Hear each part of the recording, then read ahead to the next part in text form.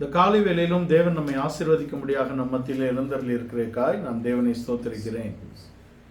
81ஆம் சங்கீதம் 10ஆம் வசனத்தை வாசிக்க கேட்போம். உன்னை எகிப்து தேசத்திலிருந்து புறப்பட பண்ணின உன் தேவனாகிய கர்த்தர் நானே. உன் வாயை விரிவாய்த்தர நான் அதை நிரப்புவேன். உன்னை எகிப்து தேசத்திலிருந்து புறப்பட பண்ண உன் தேவனாகிய கர்த்தர் நானே. உன் வாயை விரிவாய் தர அதை நன்மையினால் நிரப்புவேன் என்று இங்கு சங்கீதக்காரன் எழுதின இந்த வசனத்தை, இந்த பாட்டை நாம் வாசிக்க கேட்டோம். உன்னை எகிப்து தேசத்திலிருந்து புறப்பட பண்ணின உன் தேவனாகிய கர்த்தர் நானே என்ற இடத்திலே அவர்கள் புறப்பட்டார்களா இல்லையா, அவர்கள் போய் சேர்ந்தார்களா, சுதந்திரித்தார்களா இல்லையா என்பதை கடந்த 2 வாரங்களாக நாம் பார்த்தோம். புறப்பட்ட அவர்கள் சரீர பிரகாரமாக புறப்பட்டு இருந்தாலும் அவர்களுடைய மனதும் இருதயமும் எகிப்திலே இருந்தது என்றும், அவர்கள் தேவனை எதிர்த்தும் நடத்திப்பை எதிர்த்தும் முரண்பாடு செய்து எதிர்த்து நின்று அந்த எதிர்த்தவர்களுடைய சடலங்கள் அத்தனையும் அந்த வனாந்தரத்திலே விழும்படியாக தேவன் செய்தார் என்றும், அந்த சந்ததியிலே கீழ்ப்படிந்த 2 பேராகிய யோசுவாவும் காலேபும் மாத்திரம் உள்ளே பிரவேசித்தார்கள் என்பதையும் நாம் அறிந்திருக்கிறோம். அவர்கள் புறப்பட்டார்களா என்ற இடத்திலே எதற்காக அவர்களை புறப்பட பண்ணினார்? வனாந்தரத்திலே மடிந்து போகும்படியாகவா அவர்களை புறப்பட பண்ணினார்? அல்ல, அவர்களை நாட்டும்படியாகவும் அவர்கள் ஒரு தேசத்திலே நாட்டப்படும்படியாகவும் அவர்கள் தேவனிலும் தங்கள் சுதந்திரத்திலும் நிலைத்திருக்கும்படியாகவுமே தேவன் அவர்களை புறப்பட பண்ணினார். ஆனால் அவர்களோ அதை அறியாதபடிக்கு அப்பொழுது இருக்கக்கூடிய பிரச்சனைகளை கேட்டு தங்கள் இச்சைகளின்படி கேட்டு வாங்கி அவர்கள் மடிந்து போனார்கள் என்று நாம் அறிந்திருக்கிறோம். புறப்பட பண்ணினாரே, நீங்கள் புறப்பட்டீர்களா என்ற இடத்திலே அவர்கள் புறப்படவில்லை என்றும், புறப்பட்டதின் நோக்கத்தை அவர்கள் அறிந்திருக்கவில்லை என்பதுதான் அவர்கள் அழிந்தது என்பதையும் நாம் அறிந்திருக்கிறோம். உணவு என்ற இடத்திலே அவர்கள் தாங்கள் இச்சித்து உணவை கேட்டு வாங்கி அதனாலே மடிந்து போனார்கள் என்று நாம் அறிந்திருக்கிறோம். இதை தான் கடந்த வாரங்களே நாம் பார்த்தோம். உங்களை எகிப்து தேசத்திலிருந்து புறப்பட பண்ணின உங்கள் தேவனாகிய கர்த்தர் நானே என்ற இடத்திலே அவர்களுக்கு மெய்ப்பனாக அவர் இருந்து அந்த மந்தையை அவர் நடத்தி வரக்கூடிய இடத்திலே அவர்களுடைய எல்லாவித தேவைகளையும் சந்திக்கக்கூடிய இடத்திலே தேவன் இருந்தாலும் கூட அவர்கள் அதிலே ஒரு திருப்தியான வாழ்க்கை வாழவில்லை என்பதாகவே இருக்கிறது. ஆனால் அதன் அடுத்த பகுதி என்பது உன் வாயை விரிவாய் தர அதை நன்மையினாலே நிரப்புவேன் என்று, உன் வாயை விரிவாய் தர அதை நன்மையினாலே நிரப்புவேன் என்றால் எப்படி ஒரு மனிதனுடைய வாய் நன்மையினாலே நிரப்பப்படும் என்றால், இயேசு கிறிஸ்து பூமியில் இருக்கும்போது சொல்லுகிறார், அவனவனுடைய இருதயத்தின் நிறைவினால் அவன் வாய் பேசும்.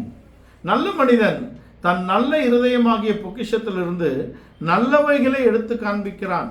பொல்லாத மனிதன் தன் இருதயமாகிய பொல்லாத பொக்கிஷத்திலிருந்து பொல்லாதவைகளை எடுத்து காண்பிக்கிறான். அவனுடைய வாயின் இருதயத்தின் நிறைவினால் வாய் பேசும் என்பதாக இருக்கிறது. உன் வாயை விரிவாய் தர உன்னை நன்மையினால் நிரப்புவேன் என்று சொல்லவில்லை. உன் வாயை விரிவாய் தர அதை நன்மையினால் நிரப்புவேன் என்பதாக இருக்கிறது. உன் வாயை விரிவாய் தர அதை நன்மையினால் நிரப்புவேன். வாசி. உன் வாயை விரிவாய்த்தர அதை நான் அதை நிரப்புவேன். நான் அதை நிரப்புவேன். உன் வாயை விரிவாய்த்தர நான் அதை நிரப்புவேன் என்பது நன்மையினால் தேவன் நிரப்பக்கூடிய இடத்திலே இருக்கிறது. அது தேவனுடைய வார்த்தைக்கு அவன் இணங்குவதாகவும் தேவனுடைய அன்பினால் அவன் நிரப்பப்படுவதாகவும் இருக்கிறது. தேவன் தம்முடைய அன்பை பரிசுத்தாவின் மூலமாக நம்முடைய இருதயத்திலே ஊற்றி இருக்கிறார். அந்த நம்பிக்கை நம்மை வெட்கப்படுத்தாது என்பது தெய்வீக அன்பு. தெய்வீக அன்பினால் நிரப்பப்பட்ட ஒரு இருதயத்திலிருந்து நன்மையானது தான் பிறக்கும் என்பதாக இருக்கிறது. இதுதான் உன் வாயை விரிவாய் தர அதை நான் நிரப்புவேன், உன்னை நான் நிரப்புவேன் என்று சொல்லவில்லை. அதை நான் நிரப்புவேன் என்பது தேவன் தம்முடைய நன்மையினாலும் தம்முடைய கிருபையினாலும் தம்முடைய அன்பினாலும் நம்மை நிரப்பக்கூடிய தேவனாக இருக்கிறார். இதற்கு உன் வாயை விரிவாய் தர நன்மையினால் நிரப்புவேன் என்று சொன்ன அந்த ஜனங்கள், சொல்லி அழைத்து வரப்பட்ட அந்த ஜனங்கள் ஒரு நாளும் நன்மையினால் தங்கள் வாயை திறக்கவில்லை. முரட்டாட்டத்துக்கும் வாக்குவாதத்துக்கும் குறை சொல்வதற்கும் தான் தன் வாய்களை திறந்தார்களே ஒழிய நன்மையானதை ஒரு நாளும் அவருடைய வாயிலிருந்து நீங்கள் எதிர்பார்க்க முடியாது என்பதுதான். அவர்கள் புறப்பட்ட செங்கடலுக்கு வந்த உடனேயே பின்னே அங்கே எகிப்தின் படை வருகிறது, பார்வோனும் அவன் சேனையும் வருகிறது, முன்னே செங்கடல் இருக்கிறது என்று பார்த்த உடனே அவர்கள் மோசேவுக்கும் ஆரோனுக்கும் விரோதமாக திரும்பி விட்டார்கள். எங்களை கொல்லவா கொண்டு வந்தீர் என்பதுதான் அவருடைய கேள்வி. அவர்களுக்கு அப்படிப்பட்ட நன்மையாக பேசக்கூடிய ஒரு அனுபவமே இல்லை. இதை எப்படி நாம் அறிந்து கொள்ளலாம் என்றால், இது பிறப்பிலும் தெரிந்து கொள்ளுதலும் இருக்கிறது என்பதை நாம் தெரிந்து கொள்ள வேண்டும். பிறப்பிலும் தெரிந்து கொள்ளுதலும் இருக்கிறது. எத்தன்மை உள்ளவனாக அவன் பிறந்திருக்கிறானோ அத்தன்மை உள்ளவனாகவே அவன் இருக்கிறான். நல்ல மரம் நல்ல கனி கொடுக்கும், கெட்ட மரம் கெட்ட கனி தான் கொடுக்கும். நீங்கள் முள்ளுகளில் இருந்தும் நெருஞ்சிகளில் இருந்தும் அத்தி பழங்களையும் திராட்சை பழங்களையும் பறிக்க இயலாது என்று வேதம் நமக்கு சொல்லுகிறது. நீங்கள் முள்ளுகளில் இருந்தும் நெருஞ்சியில் இருந்தும் முள்ளிலிருந்தும் நெருஞ்சியில் இருந்தும் அத்தி பழத்தையோ திராட்சை பழத்தையோ நீங்கள் பறிக்க இயலாது என்பது வேதம் சொல்லக்கூடிய கருத்தாக இருக்கிறது. நல்ல இருதயத்திலிருந்து தான் நல்லவைகள் வரும், நல்ல மரத்திலிருந்து தான் நல்ல கனிகள் வரும் என்பது ஒரு மனிதனுடைய பிறப்பை குறித்தும் அவனுடைய அழைப்பை குறித்தும் இருக்கிறது என்பதை நாம் தெரிந்து கொள்ள வேண்டும். பிறப்பு அழைப்பு என்பதை பலர் மாற்றி பேசலாமே தவிர தேவன் மாறாதவராக இருக்கிறார். அவர் எப்படி அழைத்தாரோ அவர் அழைத்த அழைப்பும் அவருடைய கிருபை வரங்களும் மாறாதவைகளாக இருக்கிறது. ஆனால் இன்றைக்கு நீங்கள் எடுத்துக்கொண்டால், நீங்கள் ஒருவரோடு இசைந்திருந்தால் அவர் உங்களை உத்தமர் என்றும் நீங்கள் முன்குறிக்கப்பட்டவர் என்றும் நீங்கள் அழைக்கப்பட்டவர் என்றும் சொல்லுவார். நீங்கள் பிரிந்து அவர் தேவனுக்கு விரோதமாக ஏதாவது செய்து நடத்திப்புக்கு விரோதமாக ஏதாவது செய்யும் பொழுது நீங்கள் அவரை கேள்வி எழுப்பினால் நீங்கள் சேர்க்கப்பட்டவர்கள், நீங்கள் அழைக்கப்பட்டவர்கள் அல்ல என்று அதே வாய் பேசும். இது மனிதனுடைய வாயின் தன்மை. அவன் நல்ல கண்ணை குறித்தும் நல்ல வாயை குறித்தும் பேசுவானே தவிர அவனிடத்தில் நல்ல கண்ணும் நல்ல வாயும் இல்லை. ஏனென்றால் அவன் இருதயம் ஒரு நாளும் நல்லதாக இல்லை. தன் தாயை கொன்று தன் தகப்பனை கொள்ளையடிக்கக்கூடிய குமாரன் எப்படிப்பட்டவனாக இருப்பான்? அவன் இருதயம் அப்படிப்பட்டதாகவே இருக்கும். அந்த தாயை அவன் கொன்று தகப்பனை விரட்டின பின்பு அவன் 1000 சொல்லலாம், என் தாய் என்னை வளர்த்ததை நான் அறிந்திருக்கிறேன், அதை நினைக்கிறேன், அவர்கள் போன பின்பு இப்படியெல்லாம் நடக்கும் என்று சொன்னார்கள் என்றெல்லாம் அவன் கதை விடுவான். அந்த கதையை நீங்கள் கேட்டு மகிழ்ந்து கொள்ளலாமே தவிர அதில் சத்தியமோ இருக்காது, இல்லையா? தன்னைத்தான் புகழுகிறவன் உத்தமன் அல்ல. வேதம் சொல்லுது, தன்னைத்தான் புகழுகிறவன் உத்தமன் அல்ல, தேவனால் புகழப்படுகிறவனே உத்தமன். செத்த தாயே, மரித்த போன அவரை நீங்கள் எழுப்பியா கேட்க முடியும்? சொல்வதெல்லாம் உண்மையான்னு கேட்க முடியாது. விரட்டப்பட்ட தகப்பனை நீங்கள் கூப்பிட்டா கேட்க முடியும்? கேட்க முடியாது. இந்த தைரியம்தான் அவன் எதையும் சொல்லுவான். இதற்கு எது காரணமாக இருக்கிறது என்றால், ஒரு குமாரன் வளரும் வரைக்கும் அடிமைக்கும் அவனுக்கும் வித்தியாசம் இல்லை என்று வேதம் சொல்லுகிறது. அப்படி என்றால் என்ன? அந்த குமாரன் ஒரு வளர்ச்சியை எட்டும் வரைக்கும் அவனை அடிமைகளோடு வைத்து வளர்த்திருக்க வேண்டும் அந்த தாய். அவனை உட்கார வைத்து நல்ல போஷாக்காக கொடுத்தால் அவன் வாய்க்கொழுப்பு சீலையில் வருகிறது. அதான் இப்ப பிரச்சனை. அவனை உட்கார வைத்து நல்ல திண்டி மாடாக நல்ல சாப்பிட வைத்து அவனை வளர்த்தால் அவன் எழும்பி தகப்பனையும் பேசுவான், தகப்பனோடு இருந்த சகோதரரையும் பேசுவான். இது அவனை வளர்த்த வளர்ப்பு என்றுதான் நாம் சொல்ல வேண்டும். வளர்த்த தாய் நல்லவர்கள் தான், இல்லை என்று சொல்லவில்லை. இவன் வளர்க்கப்பட்ட முறையில் பிரச்சனை இருக்கிறது. இவன் அடிமையாக இருக்க வேண்டிய நேரத்தில் அடிமையாக இல்லாமல் உல்லாசமாக உட்கார்ந்து உண்டு வாழ்ந்திருந்தான் என்றால் இவன் உண்ட கொழுப்பும் களைப்பும் இப்பொழுது வெளிப்படுகிறதாகவே இருக்கிறது என்பதை நாம் தெரிந்து கொள்கிறோம். இவன் ஒருவரையும் மதிக்க மாட்டான். தாயின் வளர்ப்பு என்பான், தகப்பனின் சாரம் என்னுள் இருக்கிறது என்பான். இது ரெண்டையும் இவனுக்கு காண முடியாது என்பதற்கு இந்த இஸ்ரவேல் ஜனங்கள் ஒரு எடுத்துக்காட்டாகவே இருக்கிறார்கள். இந்த இஸ்ரவேல் ஜனங்களை எகிப்திலே பாதுகாத்தது தேவன். அவர்களுக்கு தாயாகவும் தகப்பனாகவும் அவர் இருந்தார். தகப்பனாக அவர்களை சுமந்தார், தாயாக அவர்களை இழுத்து கொண்டு வந்தார். இந்த பெட்டி பிடிபட்டு பெத்சிமேசுக்கு வந்து சேர்ந்ததே, பெலிஸ்தர் பெட்டியை பிடித்து கொண்டு போய்விட்டார்கள். 1 சாமுவேல் 5-6 அதிகாரங்களில் அந்த பிரச்சனை நடக்கிறது. பிடித்து கொண்டு போன பெட்டியை ஒரு புது வண்டில் செய்து அந்த பெட்டியை வைத்து அந்த மாட்டிலே, புது கறவை மாட்டிலே அதை கட்டி, கன்றுகளை கட்டிவிட்டு கறவை மாடு 2 அதில் பூட்டி அனுப்பினார்கள். இது சரியாக பெட்சிமேசின் எல்லைக்கு வந்து சேர்ந்தது. சுமக்கக்கூடிய வண்டில் என்பது தகப்பனுடைய அனுபவம், இழுத்து கொண்டு வரக்கூடிய தாயின் அனுபவமாக இருக்கிறது. இந்த தாயும் தகப்பனும் என்ற அனுபவத்தில் தான் இஸ்ரவேலையும் அவர் கொண்டு வருகிறார். நீ எப்படி வந்த, உன்னை எப்படி வளர்த்தார்கள், நீ எப்படி கற்றுக்கொண்டாய் என்பதை நன்றியுள்ள இருதயத்தோட மனதில் வைத்திருக்கக்கூடிய ஒருவன் எப்படியும் அவர்களை, தாயும் தகப்பனையும் கனம் பண்ணக்கூடியவனாக இருப்பான்.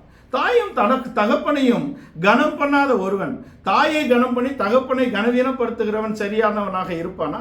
அவன் பிறப்பிலே பிரச்சனை இருக்கிறது, அவன் வளர்ப்பிலே பிரச்சனை இருக்கிறது, அவன் இருதயத்திலே பிரச்சனை இருக்கிறது, அவன் சுபாவத்திலே பிரச்சனை இருக்கிறது. வெளிப்படையான ஒரு மாற்றத்தை தேவன் விரும்புகிறது இல்லை. தேவனுடைய விருப்பம் என்பது ஒரு மனிதனின் உள்ளான மாற்றமாக இருக்கிறது. வெளிப்படையாக நாம் பல விஷயங்களில் மாறினதை போல நாம் காட்டலாம், அது அல்ல வாழ்க்கை. புறம்பான ஒரு பரிசுத்தத்தையோ புறம்பான ஒரு சுபாவத்தை நாம் காட்டுகிறதையோ தேவன் விரும்புகிறதில்லை. உள்ளான மனிதனிலே ஒரு மாற்றம் வேண்டும், நம்முடைய மெய்யான சுபாவத்திலே ஒரு மாற்றம் வேண்டும். இதுதான் நம்மை தேவனுக்கு முன்பாக சரியாக நிறுத்தக்கூடிய இடத்திலே இருக்கும். இஸ்ரவேல் ஜனங்கள் இப்போ ஒரு பேச்சு பேசுவாங்க, அப்புறம் ஒரு பேச்சு பேசுவாங்க. மேசியா வர வேண்டும், மேசியா வர வேண்டும், மேசியாவை எதிர்நோக்கி இருக்கிறோம் என்பதுதான் அவர்களுடைய கூப்பாடு. ஒரு அந்நிய ராஜா, ஒரு அந்நிய நியாயாதிபதி இவர்களை கூப்பிட்டு, இவர் உங்க ராஜா தான், நீங்க கூட்டிக்கிட்டு போங்கன்னு சொன்னா, ராயனே அல்லாமல் எங்களுக்கு ராஜா இல்லைங்கிறான். ஒரே வாய்தான், ராயனே அல்லாமல் எங்களுக்கு ராஜா, மேசியா தான் எங்கள் ராஜா, மேசியாவுக்காக காத்திருக்கிறோம். இயேசுவையும் பலமுறை ராஜாவாக்க ஜனங்கள் விரும்பினார்கள். இயேசு சொல்றாரு, இவர்கள் என்னை எழுத்தின்படி ராஜாவாக்க விரும்புகிறார்கள், நான் அதை விரும்பவில்லை, என்னுடைய ராஜ்யம் இவ்வுலகத்துக்கு உரியது அல்லன்னு சொல்லிட்டார். சரி, நன்மையை பெற்றவன் அரசியல் பண்ணக்கூடியவர்கள் தான் இப்படிப்பட்டவர்களாக இருக்கிறார்கள் என்றால், கூட இவ்வளவு வருஷம் இருக்கிறான், இத்தனை வருடம் நான் கூட இருந்தேன், நான் தான் முந்தி பிறந்தேன், நான் தான் இங்கே வளர்ந்தேன், நான் தான் சுதந்திரவாளி, நான் தான் அவரோடவே கூட இருக்கிறேன். அந்த 3 பேர் எங்கு போனாலும் கூட இருப்பார்கள். இந்த 12 பேர்ல இந்த 3 பேர் விசேஷமானவர்கள். இந்த 12 பேரையும் எல்லா இடத்துக்கும் கொண்டு போகிறார். இவர்கள் என்ன பேசுகிறார்கள்? அவர் உயிரோடு எழுந்து வர வழியில, அவர் உயிரோடு எழுந்து இவர்களுக்கு தரிசனம் கொடுக்கக்கூடிய இடத்துல எம்மாவூருக்கு போய் கொண்டு இருக்கிறவர்கள் என்ன பேசுகிறாங்க? ஐயா, அவருக்கு வந்து இந்த ரோமர்களை வென்று எங்களுக்கு ராஜ்யத்தை கொடுப்பாரு, நாங்கள் எல்லாம் ஆளுக்கு ஒரு கேபினெட்டை வாங்கி மினிஸ்டர் ஆகிடுவோம்னு நினைச்சோம், பாவம் அவர் இப்படி இறந்து போயிட்டாரு, நாங்களும் சிதறடிக்கப்பட்டு போயிட்டோம். ஐயா, அரசியல் பண்ணவனும் கொலை பண்ணுகிறவனும் தான் இப்படி பேசுகிறான்னா, கூடவே இத்தனை வருடம் இருந்தவனும் அவரை இறக்கி பேசக்கூடிய இடத்தில் தான் இருக்கிறான் என்பது ஒரு கசப்பான உண்மையாகவே இருக்கிறது. இதுதான் இஸ்ரவேல் ஜனங்களுடைய நிலவரம். அவர்கள் தேவனை புகழுவார்கள், பிரச்சனை வந்தவுடனே அவர்கள் மறுதளிப்பார்கள், இகழுவார்கள், விசுவாசத்திலே நிற்க மாட்டார்கள் என்பது அவர்களுடைய குறைவான அனுபவமாகவே இருக்கிறது. இஸ்ரவேலை தேவன் அந்த பஞ்சத்திலிருந்து தப்புவித்து எகிப்துக்கு கொண்டு போகக்கூடிய வார்த்தைகள் இருந்தாலும், அவர்களை விடுதலையாக்குவேன் என்று சொன்ன வார்த்தையிலே, ஆபிரகாமோடு சொன்ன வார்த்தையிலே அவர் சிறிதளவும் வாக்கு மாறாதவராக இருந்து ஏற்ற காலத்திலே இவர்களை விடுதலையாக்கும்படியாக அவர் வந்திருக்கிறார். அதுதான் பஸ்கா ஆட்டுக்குட்டியின் இரத்தத்தினாலும் மோசேயின் வழிநடத்தலிலும் அவர்களை விடுதலையாக்கி கொண்டு வரக்கூடிய இடத்திலே தேவன் இருந்தார் என்பது மாறாத தேவனுடைய வார்த்தையாக இருக்கிறது. அவர் ஒரு நாள் அழைக்கப்பட்டவன் என்றும் மற்றொரு நாள் சேர்க்கப்பட்டவன் என்றும் பேசக்கூடிய தரம் குறைந்தவர் அல்ல நம்முடைய தேவன். அவருடைய தேவன், அவருடைய அழைப்பும் அவருடைய கிருபை வரங்களும் மாறாதவைகள். இவர்கள் எப்படி இருந்தாலும் கூட இவர்களை விடுதலையாக்கக்கூடிய இடத்திலே தன் வார்த்தையை அவர் சரியாக அவர் நிறைவேற்றுகிறார். பஞ்சத்திலே இவர்கள் தேவனை சார்ந்து இல்லாதபடிக்கு தான் இவர்கள் எகிப்திலே போய் மாட்டுகிறார்கள். அது தேவனுடைய வாக்கின் நிறைவேறுதலாக இருந்தாலும் கூட இவர்கள் அதிலேயே லயித்து விட்டார்கள். உணவு எவ்வளவு கொடுமைப்படுத்தினாலும் எகிப்தின் உணவை அவர்களால் மறக்க முடியவில்லை. இங்கே வந்து சுதந்திரமாக இருந்தாலும் கூட எகிப்திலே எங்களுக்கு உணவு இருந்தது போல் இல்லையே என்பதுதான் அவர்களுடைய குறைபாடு.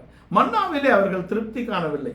மன்னாவை பொறுக்கின நாளிலும் அவங்களுக்கு ஒரு கீழ்ப்படிதலோ ஒரு அளவோ இல்லை. மோசே சொல்லுகிறார், அவனவன் எப்படி பொறுக்கணுன்றதை சொல்றார். அடுத்த நாளுக்கு எடுத்து வைக்கக்கூடாது, தேவன் சொல்லியிருக்கிறார் என்று சொல்லுகிறார். இது எல்லாம் இவர்கள் மோசேயின் வார்த்தையாக பார்த்தார்களே தவிர இது தேவனுடைய வார்த்தையாக இவர்கள் பார்க்கவில்லை. இது மோசேயின் வார்த்தைகளாக எடுத்துக்கொண்டார்களே தவிர இருதயத்திலான அவைகளை ஏற்றுக்கொண்டு தங்களுடைய வார்த்தைகளாக அவர்கள் அறிக்கையும் செய்யவில்லை. யாரோ எப்போ சொன்ன வார்த்தையாகவே இவர்கள் எடுத்துக்கொண்டார்கள். விடுதலையும் அப்படிதான் எடுத்துக்கிட்டாங்க, சட்டதிட்டங்களையும் அப்படிதான் எடுத்துக்கொண்டார்கள். இப்படிதான் இவர்கள் வழிவிலகி போனார்கள். மன்னாவையும் அதிகமாக எண்ணி தங்கள் கூடாரங்களை நார பண்ணினார்கள். அங்கே அவர் வழி நடத்தின வழியிலும் தண்ணீருக்கும் உணவுக்கும் இவர்கள் போட்ட கூச்சலை தாங்க முடியாதபடிக்கு மோசே பலமுறை அவன் கோபப்படக்கூடிய இடத்திலே அவனை ஆக்கிவிட்டார்கள். பூமியிலேயே சாந்த குணமுள்ள மனிதனை அவர்கள் கோபப்படுத்தினார்கள். ஆரோனையும் மோசேயையும் சுதந்திரத்துக்குள்ளாக பிரவேசிக்க முடியாதபடி இவர்களே செய்து விட்டார்கள். அங்கே தேவன், நீங்கள் விசுவாசத்தை காக்கவில்லை, நீங்கள் ஜனத்துக்கு முன்பாக என் விசுவாசத்தை காக்கவில்லை, நீங்கள் குறைபாடாக நடந்து கொண்டீர்கள், தவறாக செயல்பட்டீர்கள் என்றெல்லாம் குற்றம் சாட்டிதான் இவர்களை ஒரு முடிவுக்கு கொண்டு வருகிறார். மோசே சொல்லுகிறார், உங்களாலே நான் கேட்டேன். சத்தியத்தை அறிந்தும் சத்தியத்துக்கு விரோதமாக நடப்பவர்களோடு நாம் இசைந்தாலோ அல்லது நாம் அவர்களை அட்ஜஸ்ட் பண்ணி போனாலோ நம்முடைய முடிவு இப்படிதான் இருக்கும் என்பது மோசே. ஆனாலும் இந்த மோசேக்கு தேவன் ஒரு இரக்கம் காட்டி அவனை மறுரூப மலையிலே கொண்டு வந்து தன்னோட நிறுத்தினார் என்பது மோசே சுதந்திரத்துக்குள் பிரவேசித்ததாக இருக்கிறது. இந்த பஞ்சத்தை நாம் முதலாவது பார்க்க வேண்டும். நம்முடைய குறைவுகளிலே நாம் தேவனை சார்ந்து இருக்க வேண்டும். நம்முடைய குறைவுகளிலே நாம் தேவனை நாடி நாம் பிழைக்க வேண்டும் என்பதாக இருக்கிறது. இந்த பஞ்சம், இந்த வேதத்திலே 10 விதமான பஞ்சங்கள் வந்திருக்கிறது. ஆதாம் தோட்டத்திலிருந்து வெளியே வந்தது ஒரு பஞ்சம். லாமேக்கின் காலத்திலே ஒரு பஞ்சம் வந்திருக்கிறது. அங்கே லாமேக்கின் காலத்தில் வந்த பஞ்சத்துக்கு பின்பாக ஆபிரகாம் காலத்தில் ஒரு பஞ்சம் வந்திருக்கிறது.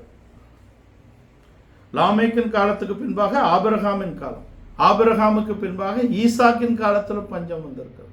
அதுக்கு பின்பாக யாக்கோபின் காலத்தில் 4வது பஞ்சம். அதற்கு பின்பாக ரூத்தின் புஸ்தகத்திலே நியாயாதிபதிகள் ஆண்ட காலத்திலே போவாசின் காலத்திலே அங்கே பஞ்சம் வந்திருக்கிறது. அதுக்கு பின்பு தாவீதின் காலத்தில் ஒரு பஞ்சம் வந்தது. இது எத்தனாவது? 7வது. 7வதா? ஆமாம், 7வது. 8வது எலியாவின் காலத்தில் ஒரு பஞ்சம். 9வது எலிசாவின் காலத்தில் ஒரு பஞ்சம். வேதம் 10 மிகப்பெரிய பஞ்சங்களை குறித்து சொல்லுகிறது. ஆதாமின் காலத்தில் ஒரு பஞ்சம், லாமேக்கின் காலத்தில் ஒரு பஞ்சம் வந்தது, ஆபிரகாமின் காலத்தில் ஒரு பஞ்சம் வந்தது. அதில் தான் எகிப்துக்கு அவர் போய் அங்கே பிரச்சனை. ஆபிரகாம் எகிப்துக்கு போன இடத்தில் தான் ஐஸ்வர்யமும் ஆகாரம் வந்தார்கள். ஆனால் ஈசாக்கு பஞ்ச காலத்திலே போகவில்லை. நீ போக வேணாம், உன்னை நான் ஆசீர்வதிப்பேன், உன்னை நான் காப்பேன் என்று தேவன் சொல்லிவிட்டார். ஈசாக்கு பஞ்சத்துக்கு போகவில்லை. யாக்கோபின் காலத்தில் தான் யாக்கோபு சொல்லுகிறார், ஒரு முகத்தை ஒருவர் பார்க்கறது என்ன, எகிப்திலே தானியம் இருக்குதே போங்க அப்படின்னு சொன்னது தெய்வீக நடத்திப்பாக இருக்கிறது. ஏன்னால் ஆபிரகாம் இடத்தில் சொல்லிட்டாரு, உங்கள் குறைபாடுகள்னாலே எமோரியருடைய அக்கிரமம் நிறைவேறும் வரைக்கும் 400 வருடங்கள் நீங்கள் அடிமைகளாக இருப்பீர்கள் என்ற வாக்கு நிறைவேறும்படியாக தான் இவர்கள் எகிப்துக்குள்ளே போகிறார்கள். அங்கேயும் இவர்களை காக்கும்படியாக தேவன் இருக்கிறார். இந்த யாக்கோபின் பஞ்சத்துக்கு பின்பாக ரூத்தின் காலத்திலே ஒரு பஞ்சம் வருகிறது. அதான் போவாஸ் ஆளுகை, போவாஸ் நியாயம் விசாரித்த அந்த காலத்தில் தான் இங்கே ரூத்தின் அந்த சம்பவம் எழுதப்பட்டிருக்கிறது. எலிமெலேக்கின் குடும்பம் பெத்தேலிலிருந்து புறப்பட்டு மோவாபுக்கு சென்ற அந்த வரலாற்றை நாம் அறிந்திருக்கிறோம். இஸ்ரவேலையும் இந்த ரூத்தையும் நாம் சரி நிகராக வைத்து பார்க்கும் பொழுது இஸ்ரவேல் ஜனங்களை காட்டிலும் ரூத்தின் நம்பிக்கை என்பது மேலான நம்பிக்கையாக இருக்கிறது.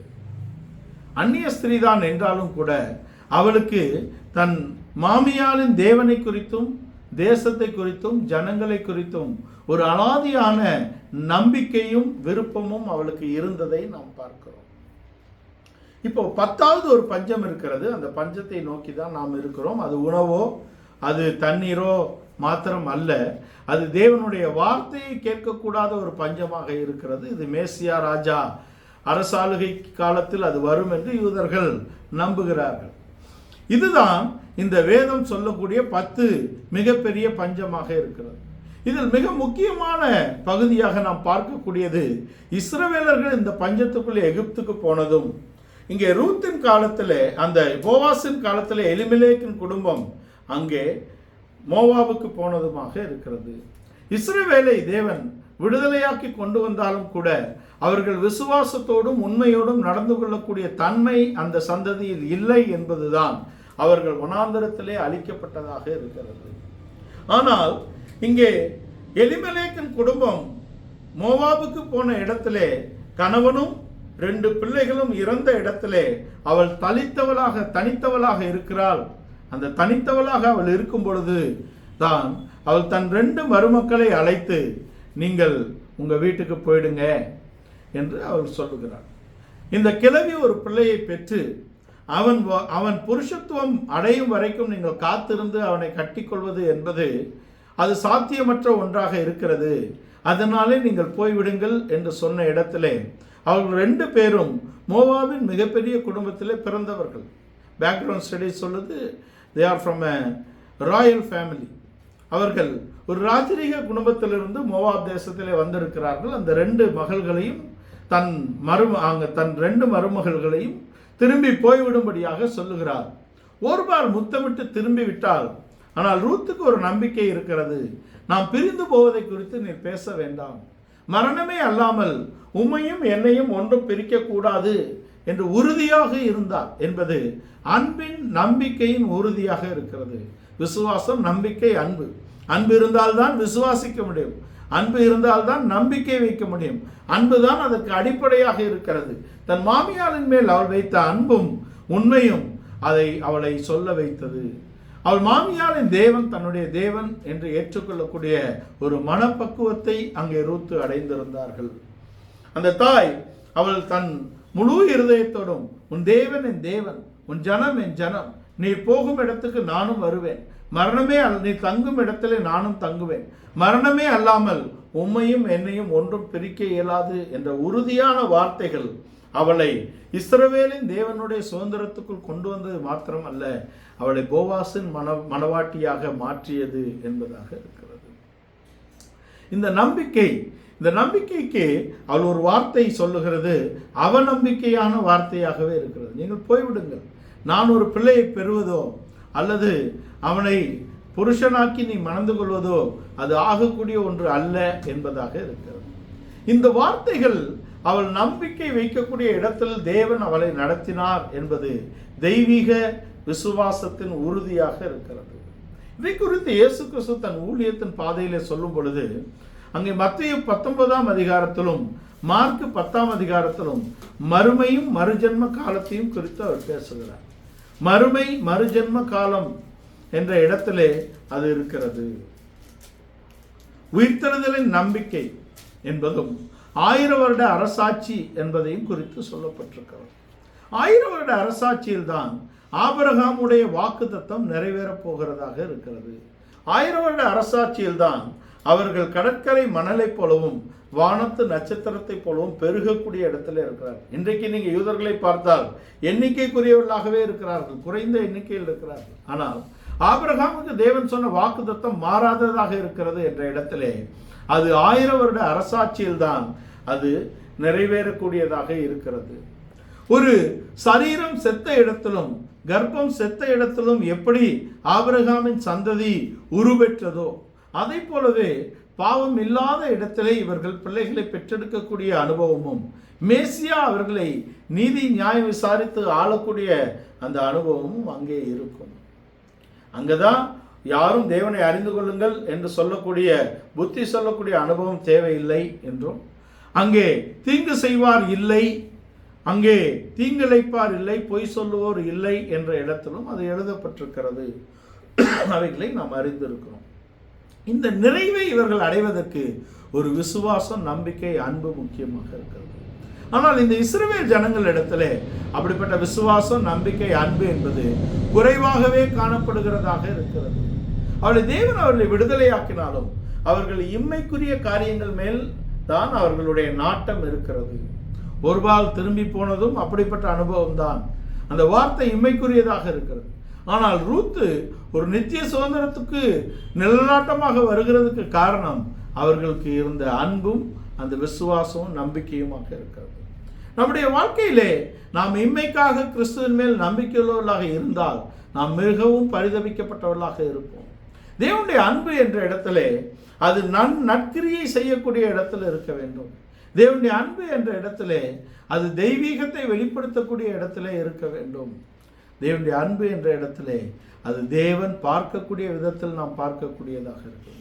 தேவனுடைய பார்வை, தேவனுடைய சிந்தனை, தேவனுடைய கிரியை நம்முடைய ஜீவியத்தில் வர வேண்டும் என்றால் நம்முடைய இருதயம் தெய்வீக அன்பினால் நிரப்பப்பட வேண்டும். அது இல்லாவிட்டால் நாம் இம்மைக்குரியவர்களாக, நாம் மாறாதவர்களாக இருந்து விடுவோம். நம்முடைய ஜென்ம சுபாவங்களிலே ஒரு மாற்றம் நமக்கு அவசியமாக இருக்கிறது. ஒரு புறம்பான மாறுதல் அல்ல. புறம்பான ஒரு மாற்றம் என்பது அது வெளிப்படையான நடிப்பாகி விடுகிறது. ஒரு உள்ளான சுபாவ மாற்றம் வேண்டும். நாம் வெளிப்படையாக நல்லவர்கள் போல் நடந்து கொண்டாலும் நமக்கு வேண்டியவர்களோடு நல்லவர்கள் போல் நடந்து கொள்வது அல்ல. உன் தீமை உன் வாயிலிருந்து அப்பப்போ வெளிப்படுகிறதே என்றால் நீ உள்ளான ஒரு மாறுதல் உனக்கு இல்லை என்றால் நீ வாயிலே சொல்லக்கூடிய வார்த்தை என்பது உனக்கான வார்த்தை அல்ல என்பதை நிற்கிறது. உன் வாயை விரிவாய் தர அதை நன்மையினால் நிரப்புவேன் என்றால் இந்த இஸ்ரவேல் ஜனங்கள் தேவனை துதித்து அவருடைய சுதந்திரத்துக்குள் பிரவேசிக்க வேண்டும். ஆனால் இவர்கள் தேவனை துதித்து சுதந்திரத்துக்குள் பிரவேசித்தார்களானா? இல்லை. ஏனென்றால் இவருடைய வாயிலே துதியை காட்டிலும் மற்ற எல்லா வாக்குவாதங்கள் வந்தது. மோசேயை எதிர்த்து பேசினார்கள். அவனை கல்லெறிந்து கொல்லப் போகிறார்கள். அங்கே தேவன் எங்களை நடத்தின தேவன் இவர்தான் என்று அங்கே அந்நிய தேவர்களுக்கு தங்கள் பணியும்படியாக ஒப்பு கொடுக்கிறார்கள். இதையெல்லாம் தாண்டி இவர்கள் மற்றவர்களுடைய வாழ்க்கையை எட்டி பார்க்கக்கூடிய ஒரு அனுபவம் இருக்கிறது. புறஜாதிகளுக்கு இருக்கிறது போல எங்களை வாழ விடு அப்படின்னு வனாந்தரத்திலே ஆரம்பிச்சிட்டாங்க. அதோடைய நிறைவேறுதல் தான் 1 சாமுவேல் 8ஆம் அதிகாரத்திலே அவர்கள் சவுலை கேட்டு வாங்கினது இல்லையா? எலியா சரியாக வந்து கேட்கிறார், இஸ்ரவேலின் தேவன் தேவனா, பாகால் உங்களுக்கு தேவனா? ஒரு முடிவுக்கு வாங்க. ஒன்று இஸ்ரவேலின் தேவன் தேவன் என்றால் என் பக்கத்தில் நில்லுங்க, பாகால் உங்களுக்கு தேவன் என்றால் அந்த பக்கத்தில் நில்லுங்க அப்படின்னு சொல்றார் இல்லையா? அப்போ ஒரு முடிவுக்கு வரணும். ஒரு முடிவுக்கு வந்தால்தான் இவரும் வேணும் அவரும் வேணும் அல்ல. உன் தகப்பன் யார் என்று நீ சரியாக சொல்ல வேண்டும். நான் ஒரு சகோதரனை சந்தித்தேன், ஒரு ஆவிக்குரிய சகோதரன். ஒரு சபைக்கு போகிறார். அந்த சபையின் ஸ்தாபக பிதா அந்த சபையிலிருந்து புறம்பாக்கப்பட்டு விட்டார். இது எப்படி இருக்கு பாருங்க. ஆனால் இவர்கள் இன்னும் அந்த சபைக்கு போகிறார்கள். நான் அவர்களை ஒரு கேள்வி கேட்டேன், உங்கள் ஆவிக்குரிய தகப்பன் யார்? 3 நிமிடம் அவர் அப்படியே முழிக்கிறார். பக்கத்தில் இருந்தவர் சொல்றாரு, வெளியில அனுப்பப்பட்டாரே அவர் தான் எங்க தகப்பன். அப்ப உள்ள உனக்கு என்ன வேலை அப்படின்னு நான் கேட்டேன். அவர் தான் தகப்பன்னா உள்ள உனக்கு என்ன வேலை? உள்ளே இருப்பவனை உன் இருதயமும் ஏற்றுக்கொள்ளவில்லை, உன் வாயும் அவனை தகப்பன் என்று அறிக்கை செய்யவில்லை. ஆனால் அவன் தன்னை தகப்பன் என்று கற்பனையிலே வாழ்ந்து கொண்டிருக்கிறான். அவனுடைய இயலாமையின் காலம் வரும். அன்றைக்கு அவனோடு யார் நிற்பார்கள் என்பதை தேவன் அவனுக்கு சொல்லிக் கொடுப்பார். இதுதான் அந்த ஆவிக்குரிய வாழ்க்கை. ஒரு ஆவிக்குரிய வாழ்க்கை வாழ வேண்டும் என்றால் தேவனையும் தேவனால் ஏற்படுத்தப்பட்ட தலைமையையும் நாம் உறுதியாக பற்றி கொள்ள வேண்டும். இஸ்ரவேல் ஜனங்கள் தேவனையும் பற்றி கொள்ளவில்லை. தேவனால் ஏற்படுத்தப்பட்ட மோசே ஆரோனோடும் பிரச்சனை பண்ணாங்க. இவங்க எப்படி இஸ்ரவேலுக்குள்ளே போய் அங்கே சுதந்திர தேசத்துக்குள்ளே போய் சேருவார்கள்? அது முடியாது. சுதந்திரம் இல்லை. when you address him as your spiritual father, be with him, be right with him, be truthful with him. இல்லையா? You should be truthful to him as you are truthful to God. It's a covenantal relationship. அது ஒரு உடன்படிக்கையின் உறவு. அவர் உன் ஆவிக்குரிய தகப்பன் என்றால் நீ அவரோடு உண்மையாக இருக்க வேண்டும். தேவனோடும் நடத்திப்போடும் உண்மையாக இருக்கக்கூடிய கருத்துக்கள் வேதத்திலே மலிந்திருக்கிறது. இஸ்ரவேல் ஜனங்கள் முரட்டாட்டத்தினால் எல்லாவற்றையும் இழந்து போனார்கள். அவளுடைய சுபாவத்திலும் எந்த விதமான மாறுதல் இல்லை. இப்போ ஒன்று சொல்லுவான், அப்போ ஒன்று சொல்லுவான். மேசியா எங்களை ஆள வேண்டும், தேவன் தான் எங்களை ஆள வேண்டும் என்று சொல்வான். சவுலையும் கேட்பான். பிந்தின நாட்களில் மேசியாவே வந்த பின்பு ராயனே எங்களுக்கு ராஜா, வேற ராஜா இல்லைன்னு இல்லையா? அதை போன்ற ஒரு வாழ்க்கை நமக்கு இருக்கக்கூடாது. நம்மை தேவன் ஏற்படுத்தின இடத்திலும், தேவன் நம்மை அழைத்த அழைப்பிலும், நமக்கு கொடுக்கப்பட்ட விசுவாசத்திலும் நாம் உறுதியாக நிலைத்திருக்க வேண்டும்.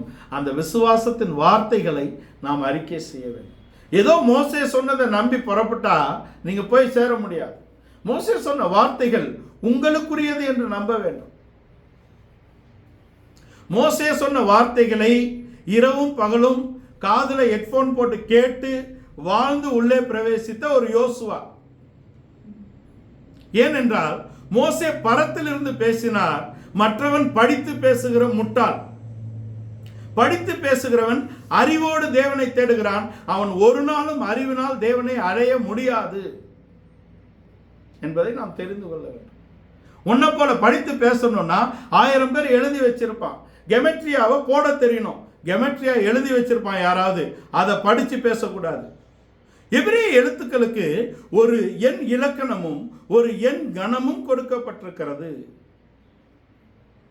10 வரைக்கும், ஆலேஃப் முதல் யோத் வரைக்கும் இருக்கக்கூடிய வார்த்தைகள் வரிசை 1, 2, 3, 10 வரைக்கும் வரும். அதோடைய எண் கணம், the value of the letter is also 1 from 10. யோதுக்கு அப்புறம் காஃப்ல இருந்து ஷீன் வரைக்கும் இருக்கக்கூடிய வார்த்தைகளுக்கு எண் வரிசை 11, 12 வரும். ஆனால் அதோடைய கெமெட்ரியா கணம் அங்கே மாறும். 20, 30, 40, 50 அப்படி மாறிட்டே வரும். 100 வரைக்கும் 400 வரைக்கும் வருகிறது. தவ் இஸ் 400. தவுடைய எண் வரிசையில் 22வது எழுத்து, ஆனால் அதோடைய கெமெட்ரியா 400. இப்போ பவுல் சொல்றாரு, அவருக்கு இந்த கெமெட்ரியா எல்லாம் பேசக்கூடியவருக்கு சொல்றாரு, உன்னை நீயே ஞானவான் என்று எண்ணாதே, யூதர்களும் வருவார்கள் அப்படின்னு சொல்றார். யார்கிட்டயோ படித்து பேசக்கூடிய உன் அறிவை கொண்டு குப்பை தொட்டியில் நீ போட்டால் தேவன் பரத்திலிருந்து உன்னோடு பேசுவார். உன்னை போல என்னையும் படித்து பேச சொல்லக்கூடிய மூடனாக நீ மாறி அப்படி ஒரு மூடத்தனமான ஒரு ஆவிக்குரிய வாழ்க்கையை நீ ஸ்தாபிக்கும்படியாக பிரயாசப்பட வேண்டாம். உனக்கு கல்யாணமும் அடக்கமும் தான் வரும், உனக்கு பரத்திலிருந்து வார்த்தை வராது. பரத்திலிருந்து வார்த்தையை காதில் கேட்டு பேசக்கூடிய முட்டாளாகவே வாழும்படியாக தேவன் என்னை வைத்திருந்தால் அதற்காக நான் கர்த்தரை ஸ்தோத்தரிக்கிறேன். அது என்னை ஒரு நாளும் அங்கே நீ சொல்லும்படியான ஒரு கேட்டுக்கு கொண்டு போகாது. பேதைகள் திசை கெட்டு போவதில்லை என்று வேதம் சொல்லுகிறது. அப்படிப்பட்ட பேதைகளாக நான் இருப்பதிலே நான் பெருமகிழ்ச்சி அடைகிறேன். ஏனென்றால் என் தகப்பன் பரத்திலிருந்து பேசினார் என்ற விசுவாசம் இருக்கிறது. அதனாலே நாங்கள் அதை கேட்டு எங்கள் இருதயத்திலிருந்து அறிக்கை செய்வதனால் நாங்கள் அதை சுதந்திரித்துக் கொள்வோம் என்ற உறுதியும் எனக்கு இருக்கிறது. இது உமக்கான செய்தி, கேட்டுக்கொள்ளும் இல்லையா? இதை காதில கேட்ட இஸ்ரவேலர்கள் இருதயத்தில் எடுத்து வாயில் சொல்லவர்கள் தான் அங்கே போனார்கள். மோசே சொன்னதை காதில் கேட்டு இருதயத்துக்கு எடுத்து செல்லாத 6.5 லட்சம் பேருடைய பிணங்கள் அங்கே வனாந்தரத்திலே மடிந்து விழுந்தது. ஆனால் இரவும் பகலும் மோசே சொன்ன வார்த்தைகளை காதில் கேட்டு வாழ்ந்த யோசுவா உள்ளே போயிட்டார். நீங்க வாசித்து பாருங்க, இரவும் பகலும் அவன் தேவனுடைய ஆசரிப்பு கூடாரத்தை விட்டு விலகவில்லை. ஆசரிப்பு கூடாரத்தை விட்டு விலகாதபடிக்கு அங்கேயே இரவும் பகலும் இருந்து அந்த வார்த்தைகளையே தியானித்த யோசுவான் போட்டிருக்கோம். ஆனால் அதுக்கு அப்புறம்தான் ஆசரிப்பு கூடாரமே கட்டப்பட்டிருக்கும். நீங்க பாருங்க, அது ஷார்ட்டடா எழுதல. அவன் ஆசரிப்பு கூடாரம் கட்டப்படும் வரைக்கும் எங்கே இருந்தான்? மோசேயின் வாசஸ்தலத்திலே இருந்தான். மோசேயின் வாசஸ்தலம் தேவனுடைய வாசஸ்தலமாக அடையாளப்படுத்தப்பட்டிருந்தது. அப்படின்னா என்ன? Your set man is a representative of God. Respect God, respect your set man. தேவனை நீ கனம் பண்ணினால் தேவனால் ஏற்படுத்தப்பட்டவரை நீ கனம் பண்ண வேண்டும். நீ தேவனால் ஏற்படுத்தப்பட்டவரை கனவீனப்படுத்தினால் நீ தேவனை கனவீனப்படுத்துகிறாய் என்பது அர்த்தப்படுகிறது. யோசுவா ஆசரிப்பு கூடாரத்தை விட்டு விலகாது இருந்தான் என்று முதலாவது எழுதப்பட்ட இடத்திலே ஆசரிப்பு கூடாரம் கட்டப்படவில்லை, அவன் மோசேயோடு தரித்திருந்தான். 2வது தான் ஆசரிப்பு கூடாரத்தோடு தரித்திருந்தான் என்று எழுதப்பட்டிருக்கு. இவைகள் எல்லாம் ஆவிக்குரிய கருத்துக்களாக இருக்கிறது. மோசே சொன்ன வார்த்தைகளை எனக்கு தேவன் சொன்ன வார்த்தைகளாக நீ இருதயபூர்வமாக எடுத்து அதை வாயினாலே அறிக்கை செய்தால் எபிரேயர் 3:6 சொல்லப்பட்ட தேவனுடைய வீடாக நாம் மாறுவோம்.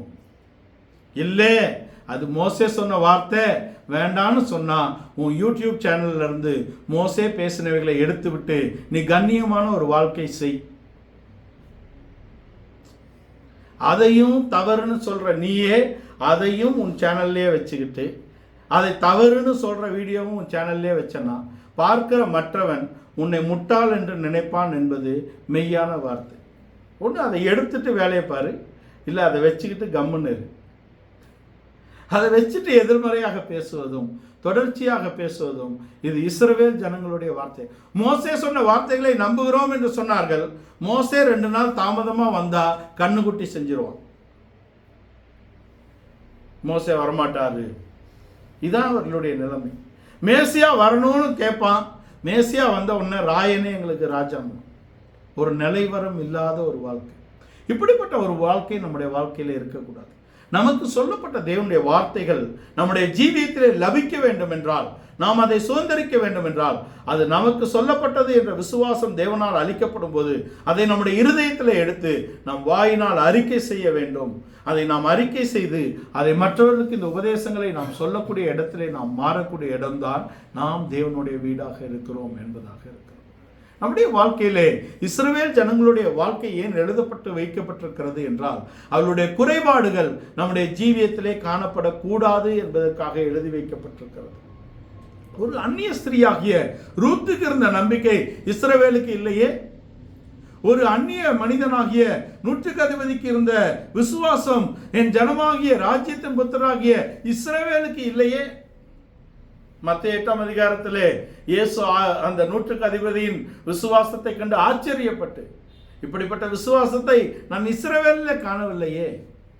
ஆபிரகாம் ஈசாக்கு யாக்கோபை நினைவு கூறு என்றுதானே மோசே சொன்னார். ஆபிரகாம் ஈசாக்கு யாக்கோபோடு அங்கே கிழக்கு மேற்கில் இருந்து வரக்கூடிய, கிழக்கிலும் மேற்கிலும் தெற்கிலும் வடக்கிலும் இருந்து 4 திசையிலிருந்து வரக்கூடிய புறஜாதிகள், விசுவாசத்தினால் ஆபிரகாமின் சந்ததியாகிய புறஜாதிகள் ஆபிரகாம் ஈசாக்கு யாக்கோபோடே பந்தி இருப்பார்கள். ராஜ்யத்தின் புத்திரரோ புறம்பான இருளே தள்ளப்படுவார்கள். விசுவாச குறைவு, அவிசுவாசம், சத்தியத்தை ஏற்றுக்கொள்ளாத ஒரு தன்மை, நமக்கு தேவன் சொன்ன வார்த்தைகளை அலட்சியம் பண்ணக்கூடிய ஒரு வாழ்க்கை என்பது நம்மை புறம்பான இருளுக்கு கொண்டு போகக்கூடியதாக இருக்கு. நம்முடைய வாழ்க்கையிலே தேவன் சொன்ன வாக்குத்தத்தங்களை நாம் உறுதியாக பற்றி கொள்ள வேண்டும். நாம் வாக்குத்தத்தம் பண்ணப்பட்டதை அடைந்து கொள்ள வேண்டும் என்றால் உறுதியாக பற்றி கொண்டு நாம் பொறுமையாக இருந்து அவைகளை அறிக்கை செய்து அவைகளை நாம் சுதந்திரித்துக் கொள்ள வேண்டும். ஒரு ரூத்து எப்படி இஸ்ரவேலுக்குள்ளே போவாசின் வீட்டிலே ஒரு சுதந்திரத்தை அடைந்து கொண்டது போல, நாம் புறஜாதிகளாக இருந்தாலும் விசுவாசத்தினாலே ஆபிரகாமின் சந்ததி. கலாத்தியர் 3ஆம் அதிகாரம் 29ஆம் வசனத்திலே நீங்கள் கிறிஸ்துவுடையவர்களானால் ஆபிரகாமின் சந்ததி என்று சொல்லுவார். நாம் எதற்காக அழைக்கப்பட்டிருக்கிறோம்? நாம் முன்குறிக்கப்பட்டிருக்கிறோம். உலக தோற்றத்துக்கு முன்பாக நாம் முன்குறிக்கப்பட்டிருக்கிறோம். மற்றவர்களுடைய வாழ்க்கையை நாம் பார்க்க வேண்டாம். யோபு பரிசுத்தவான் சொல்லுகிறார், இன்னொரு வீட்டை நான் எட்டி பார்த்தது உண்டாலா? என் தோள்பட்டை சரிந்து போகட்டும், என் மனைவி இன்னொருவனுக்கு மாவாட்டட்டும். இது யோபுடைய உறுதி. ஆனால் இன்றைக்கு பிரசங்கங்கள் பக்கத்து வீட்டை பற்றியே இருக்கிறது என்பதாக மாறிவிட்டது. அதற்கு அப்போஸ்தல உபதேசத்தின் வண்ணமும் பூசப்படுகிறது. அது அல்ல. நம்மை நாம் நிதானிக்க வேண்டும். இங்கே எகிப்திலிருந்து புறப்பட்டதிலே தன்னைத்தான் நிதானித்து சரியாக புரிந்து கொண்ட ஒரே மனிதன் தாவீது தான். எகிப்திலிருந்து புறப்பட்டவர்களில் சரியாக இருக்கக்கூடிய ஒருவன் தாவீது. எழுத்தின்படி அவன் எகிப்திலிருந்து புறப்படாவிட்டாலும் எகிப்திலிருந்து ஜெயத்தை பெறும்படியாக புறப்பட்ட கூட்டத்திலே அவன் முன்குறிக்கப்பட்டு தேவனால் நியமிக்கப்பட்டவனாக இருந்து இஸ்ரவேல் தன் சுதந்திர தேசத்தை காத்து கொள்ளும் பொழுது சவுலுக்கு பதிலாக நியமிக்கப்படக்கூடிய ஒரு ராஜாவாக அவன் ஏற்படுத்தப்படுகிறான். சவுலை நீங்க கேட்டு வாங்கினீங்களே, அது உங்கள் மனதின் விருப்பம், அவனால் நீங்க படப்போகிற பாட்டை பாருங்கள் என்றுதான் தேவன் அவர்களுக்கு கொடுத்தார். நீங்க கேட்டு வாங்கின தலைவனால் நீங்கள் அங்கே அவமானப்பட போகிறது தான் நிச்சயம் என்று ஆகிவிட்டது. ஆனால் தாவீது தேவனால் ஏற்படுத்தப்பட்ட இடத்திலே அவன் முன்குறிக்கப்பட்டவனாக இருந்து தேவனுடைய அன்பினால் அவனுடைய இருதயம் நிரப்பப்பட்டவனாக அவன் வாழ்ந்து தேவனுக்காக பொறுமையோடு காத்திருக்கிறவனாக அவன் இருந்து அவன் சொன்ன வார்த்தைகள் அத்தனையும் மெய்யான வார்த்தைகளாகவே இருக்கிறது. 16ஆம் சங்கீதமாகட்டும் 110ஆம் சங்கீதமாகட்டும் அவன் மெல்கிசேதேக்கின் முறைமையையும் கிறிஸ்துவின் மேசியாவின் வருகையும் அவன் சரியாக முன் உதாரணமாக அவன் தீர்க்க தரிசனமாக சொன்னான் என்றால் அவனுடைய இருதயம் சரியாக தேவனோடு இருந்தது. தேவனோடு நம்முடைய இருதயம் சரியாக இருந்தால், தேவனுடைய வசனம் நம்முடைய மனதிலே நிரப்பப்பட்டு இருந்தால், அவருடைய உபதேசத்தின்படி ஜீவிக்கக்கூடிய அபிஷேகத்தின் நிறைவை நாம் பெற்றிருந்தால், நாம் முன்குறிக்கப்பட்டவர்களாக செம்மையாக வாழ்ந்து அவருடைய கிருபையினாலும் அவருடைய இரக்கத்தினாலும் நாம் அவருடைய சுதந்திரத்துக்குள்ளே பிரவேசிப்போம் என்பது நமக்கு சொல்லப்படக்கூடிய சத்தியமாக இருக்கிறது. இஸ்ரவேல் ஜனங்கள் புறப்பட்டாலும் போய் சேரவில்லை. ஆனால் தாவீது தன்னுடைய சிங்காசனத்தை காத்துக்கொள்ளக்கூடிய இடத்திலே, தன் சுதந்திரத்தை காத்துக்கொள்ளக்கூடிய இடத்திலே வந்தான் என்பது அவனில் இருந்த தேவன் மேல் அவன் வைத்த அன்பு, தேவ அன்பினால் அவன் இருதயம் நிரப்பப்பட்ட அந்த அனுபவம் அவன் உறுதியாக அவரை பற்றி கொண்டது. கர்த்தரை எனக்கு முன்பாக வைத்திருக்கிறேன், அவர் என் வலது பாரசத்தில் இருக்கிறதுனால் நான் அசைக்கப்படுவது இல்லை. கிறிஸ்துவுக்கான வார்த்தைகளையும் அவனே சொல்லி இருக்கிறான். ஒரு பாதி தனக்காகவும் மறுபாதி மேசியாவுக்காகவும் பாடக்கூடிய ஒரு அனுபவம் அவனுக்குள் இருக்குமானால் அவன் தேவனுடைய அன்பினால் நிரப்பப்பட்டவன் என்பது மெய். அவனுக்கு அருளப்பட்ட வார்த்தைகள் பரத்திலிருந்து வந்ததே தவிர அவன் எங்கும் படித்து வரவில்லை.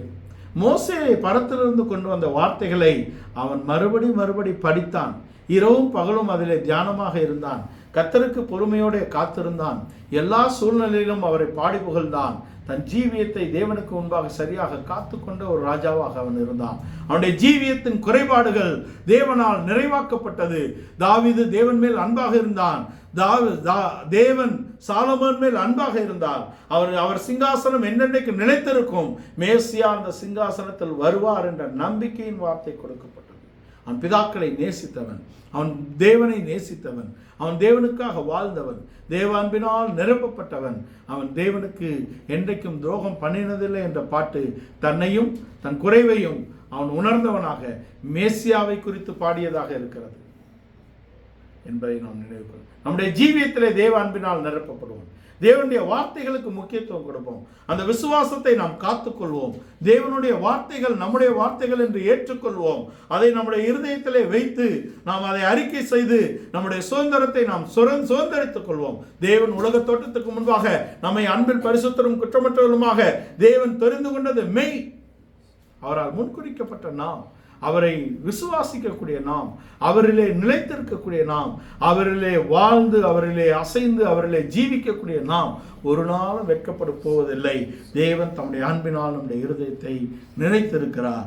நாம் தேவனுடைய அந்த வேத வாக்கியத்திலும் இயேசு சொன்ன வசனத்திலும் அப்போஸ்தலருடைய உபதேசத்திலும் நாம் உறுதியாக நிலைத்திருப்போம். அந்த வார்த்தைகளை நம்புவோம். நம்முடைய வார்த்தைகள் என்று நம்முடைய வாயினால் நம்ம நிரப்பி நம்முடைய வாயினால் நாம் அதை அறிக்கை செய்யும்படியாக நம்முடைய இருதயம் அவருடைய அன்பினால் நிரப்பப்படும். இந்த காலை வேளையிலே இந்த வசனங்களுக்கு நாம் முற்றிலுமாக ஒப்பு கொடுப்போம்.